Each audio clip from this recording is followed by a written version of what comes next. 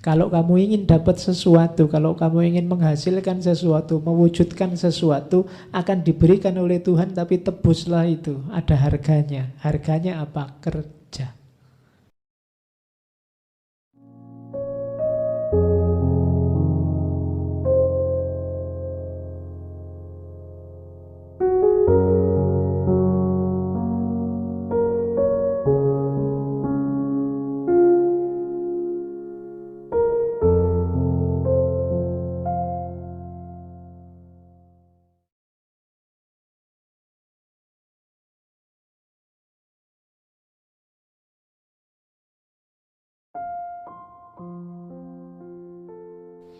Ini saran dari Leonardo da Vinci. Hidupmu butuh keaktifan. Jangan malas. Telah lama aku perhatikan, ternyata orang-orang sukses itu jarang yang hanya duduk dan pasrah atas apa yang terjadi pada diri mereka. Mereka keluar dan mengalami banyak hal. Jadi ini dalil untuk jangan malas. Banyak yang tanya ke saya, Pak, caranya biar tidak males itu gimana? Ya jangan males. Tidak ada caranya, pokoknya jangan males saja. Kalau kamu merasa, wah saya ini males, ya sudah bangkitlah. Paksa dirimu untuk bangkit, cuma itu. Dan biasakan untuk beraktivitas, cuma itu. Karena manusia itu hidup dengan apa yang dia biasakan. Kalau kamu biasa santai-santai, kongko-kongko, enak-enakan, ndak ngapa-ngapain, ya kamu akan terbiasa dengan itu. Maka satu-satunya jalan keluar dari zonamu, aktiflah.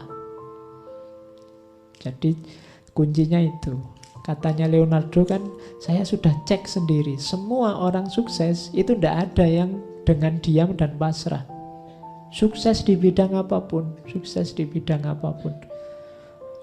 Tapi saya suksesnya ingin di bidang sufi ya Pak, yang pasrah, rela misalnya. Iya. Loh, mbok anggap sufi-sufi itu terus diam saja? Tidak. Mereka mengejar Tuhannya, mengejar anugerahnya, mengejar ridhonya. Oh, mereka justru tidak tidur siang hari, malam hari, isinya ibadah. Tidak ada yang kok males-malesan itu, tidak ada. Jadi kamu cita-citamu apa saja, tidak akan sukses kalau kamu hanya duduk dan pasrah. Tapi sekarang bisa loh Pak, jualan, pegang HP sambil duduk-duduk. Iyalah, tapi ya tetap nggak bisa diam saja. Jadi rumus pertama itu, kamu harus aktif. Dan rumus keaktifan itu kalau di Islam kan jangan dibayangkan kayak 1 + 1 2. Keaktifan itu upaya kita bergerak. Tidak usah dipikir hasilnya. Kadang-kadang karena mikir hasil ini kan terus kita jadi pesimis. Alah Pak, saya kejar kayak gimana pun yo tidak mungkin kelihatannya kan terus itu. Karena kamu bergantung pada amalmu, bergantung pada tindakan. Jangan, bergantungnya pada Allah. Kamu bekerja, kamu beraktivitas, kamu bertindak, itu ya karena sunatullahmu sebagai manusia. Hasilnya apa itu urusannya Allah, tidak usah kamu pikir. Jadi jangan salah identifikasi. Tugasmu cuma bergerak. Sering saya ilustrasikan ceritanya Nabi Ismail dan ibunya itu loh. Jadi kan ketika Nabi Ismail bayi ditinggal berdua di Mekah, susah nyari air, lari-lari Safa Marwa bolak-balik 7 kali. Akhirnya dapat air dari kakinya Ismail yang menjejak tanah. Mbok ya dia jejak sejak tadi, biar segera keluar. Loh, itu rahasianya Allah. Cara kerjanya memang begitu. Kalau pakai matematika, lari bolak-balik 7 kali tadi, ketemu airnya ya hasil lari ini tadi. Entah di sudut yang mana dari Safa dan Marwa terus nemu, ini air, kan gitu logika matematikanya. Tapi hidup tidak begitu. Kita kerjanya ini malah hasilnya keluar dari situ. ini logika kerja dan hasil. Makanya sudahlah, pokoknya kamu aktif saja, kerja saja. Nggak usah mikir dapat apa. Kalau kamu mikir target, kadang-kadang hasilnya malah kecewa. Pastikan yang kamu lakukan baik, bermanfaat, produktif. Nanti selanjutnya Allah dan sunatullahnya yang bekerja. Oke, itu kalimat selanjutnya konotasinya sama. Aku pernah terkesan dengan pentingnya tindakan. Ternyata tahu saja tidak cukup, kita harus menjalankan. Ingin saja tidak cukup, kita harus melakukan. Tadi kan di depan diwanti-wanti harus berani bermimpi, harus berani berharap.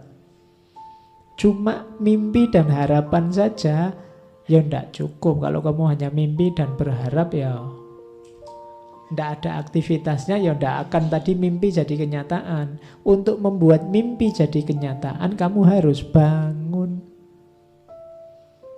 Meskipun tadi awalnya mimpi, ya memang semuanya diawali dari mimpi. Tapi jangan mimpi terus.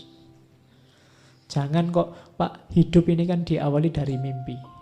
Saya makanya pingin tidur lagi misalnya. Oh ya enggak begitu. Nanti kamu bolak-balik tidur alasannya pingin mimpi. Enggak, biar mimpimu jadi kenyataan, kamu harus bangun. Seenak-enaknya sukses dalam mimpi, jauh nikmatnya dibandingkan sukses dalam kenyataan. Kalau kamu hanya membayang-bayangkan dia, memimpi-mimpikan dia, tidak luar biasa. Nikmatmu hanya nikmat dalam khayalan. Kalau ingin seneng beneran, ya kamu tembak beneran.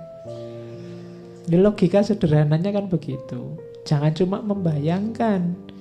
Nanti diduli orang lain kamu bikin puisi.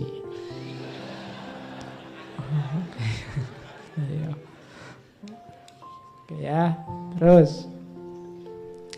Ini analogi dari Leonardo da Vinci. Besi berkarat karena tidak dipakai. Air yang diam akan kehilangan kejernihannya dan dalam suhu rendah dia akan beku. Demikian juga dengan ketidakaktifan akan melemahkan pikiran. Maka kita harus merentangkan diri kita sampai batas akhir kemungkinan. Kalau kurang dari itu berarti dosa. Baik pada Tuhan maupun pada manusia. Itu maksudnya apa? Wujudkan potensimu, gunakan fasilitas, kekuatan, daya yang diberikan oleh Allah 100% semaksimal mungkin. Kalau tidak berarti dosa. Kenapa? Allah memberi kita sia-siakan. Allah memberimu mata, memberimu akal, memberimu tenaga, kekuatan, telinga. Semuanya ini kan fasilitas dari Allah. Manfaatkan semaksimal mungkin untuk kebaikan, cita-cita, kebenaran, cita-cita, keindahan yang kamu miliki. Kalau ada yang tidak kamu gunakan atau kamu gunakan setengah-setengah, katanya Leonardo ini, berarti kamu sedang berdosa. Pertama, dosa pada Allah karena menyia-nyiakan anugerahnya. Kedua, berdosa pada manusia yang lain karena kamu harusnya bisa memberi manfaat besar tapi tidak jadi karena kamu malas. Jadi itu pesannya Leonardo. Kalau hanya dilihat pesannya saja kan tidak terbayang orang seperti Leonardo bisa ngomong kayak gini. Kamu ngertinya kan cuma lukisan-lukisan dan inovasi-inovasinya. Tapi tidak akan lahir orang sebesar itu kalau tidak punya filosofi hidup yang hebat. Dan ini diantara filosofi hidupnya. Jangan jadi kayak besi yang diam, karena sedahsyat apapun, sekuat apapun besi, kalau dia diam, maka dia akan berkarat. Air juga begitu, kalau diam maka dia kehilangan kejernihannya, dan kalau suhu turun dia akan beku. Pikiranmu juga begitu, kalau tidak sering digoyang dia akan beku. Kalau dia beku tidak bisa dimanfaatkan. Oke, terus as you cannot do what you want what you can do. Kalau engkau tidak bisa melakukan apa yang engkau inginkan, maka inginkanlah apa yang bisa engkau lakukan. Nah, itu penjelasannya ya. Jadi ya mimpilah, berharaplah cuma yang terukur, yang bisa engkau lakukan.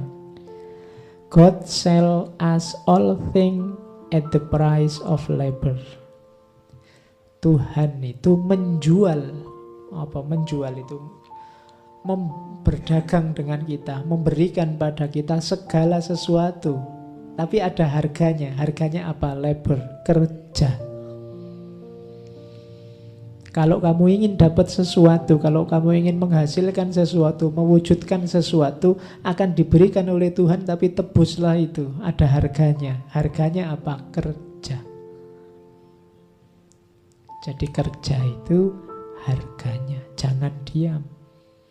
Makanya kalau dalam Al-Quran, innallaha la yughayyiru ma biqaumin hatta yughayyiru ma bi anfusihim.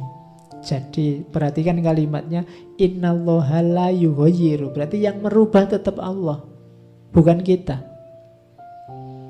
Kapan Allah merubah? Kalau kita yughayyiru, kalau kita bergerak, berusaha mengubah, nanti Allah akan datang mengubah. Tapi kalau kita diam saja, Allah tidak akan mengubah.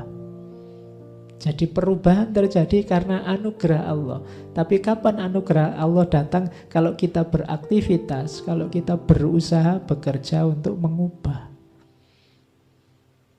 God sell us all things in the cost of labor.